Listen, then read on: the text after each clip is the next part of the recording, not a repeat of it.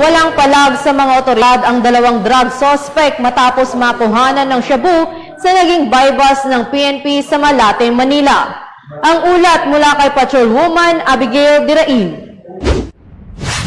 Dahil sa puspusang pagpapatupad ng batas kontra ilegal na droga ng Malate Police Station 9 ng Manila Police District, isang matagumpay na buy-bust operation ang kanilang naisagawa na humantong sa pagkakadakip ng dalawang suspect bandang alas 12:30 ng madaling araw sa kahabaan ng Quirino Avenue malapit sa kanto Madre Ignacia Street, Barangay 720, Malate, Manila.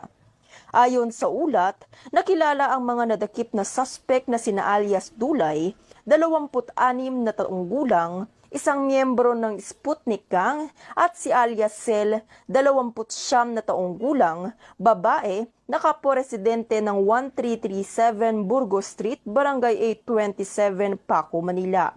Nasamsam sa mga ito ang 9 na pakete na naglalaman ng hinihinalang shabu na tinatayang may timbang na 17 gramo at nagkakahalaga ng 115,600 pesos. Samantala, paglabag naman sa Section 5 at 11, Artikulo 2 ng RA 9165 o Comprehensive Dangerous Drugs Act of 2002, ang kakaharapin ng dalawang suspect na kasalukuyang nakadetine sa naturang presinto. Mula dito sa Manila City, ako po ang inyong PNN correspondent, Patrolwoman Abigail Dirain, alagad ng batas, tagataguyod ng Balitang Pulis.